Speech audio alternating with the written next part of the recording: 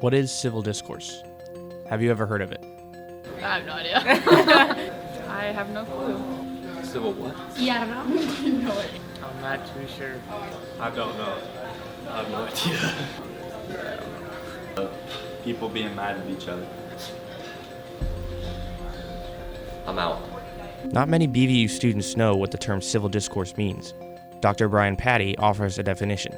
Civil discourse, I would say, is really trying to engage in your community to be the best citizen that you can be. So when you think of civil discourse, it's, how are we treating each other in society? In some ways, the period we're living to right now is akin to the 1930s. So in the 1930s, we were coming out of a financial crisis, the Great Depression, World War I, leading into World War II.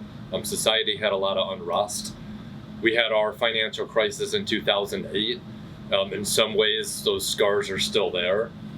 And, there's a lot of polarization in society. The Pew Research Center conducted a survey where they asked participants to use one word to describe the political situation in today's America. Some of the most common words were divisive, corrupt, chaos, and polarized. We asked the same question to BVU students. Complicated? I would say complicated. Messy. Conflicting.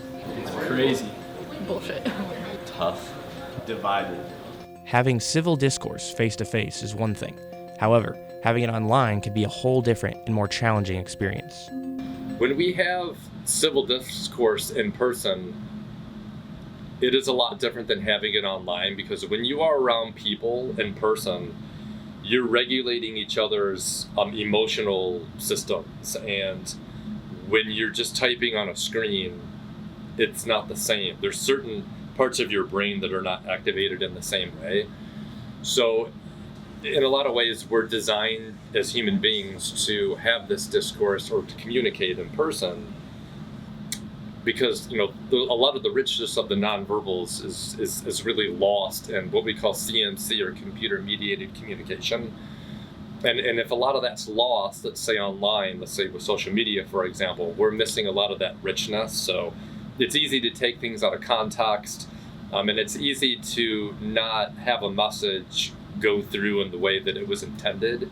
Dr. Jamie Claiborne added, So from what I understand of what civil discourse looks like at BVU, when we think about both what's happening kind of in what we can see on campus and then what exists in online spaces, from what I'm hearing, we seem to be much more likely to engage in political conversation, or maybe throw bombs across the wall online, than maybe we are on campus in person. this online discourse can make its way to BVU. Dr. Claiborne talks more about what civil discourse looks like on campus and how BVU is dealing with it. Yeah, so I guess my concerns are, we've been having these conversations about, what is the appropriate balance between allowing students the space they need to kind of, I've been calling it cocooning, where you're kind of putting these protective layers on, staying where it's safe, engaging with folks like you, right, who share the same ideas, maybe share the same political stances, because that's what you need for self-care and protection right now. Balancing that need and that very real self-care need with, it's also our job to prepare students to be citizens in the world, right? To go out into their workplaces, their communities, and be able to engage with people who are different than them, who see the world different than them, to lead across difference, and ideally, I think, to help us keep working on this ideal project of democracy, right, at some point. So how do we balance the need for support with the obligation to educate too? Dr. Patty offered ways in which individuals can cultivate positive civil discourse.